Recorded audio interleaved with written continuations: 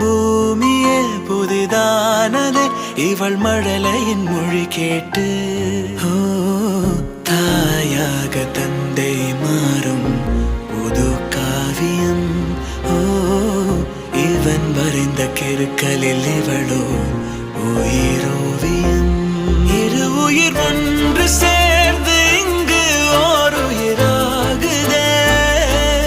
கருவறை இல்லை என்ற போதும் சுமந்திட தோணுதே.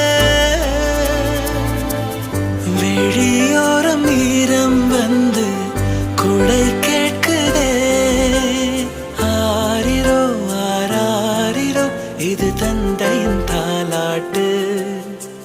பூமியே புதிதானதே இவள் மழலையின் மொழி கேட்டு.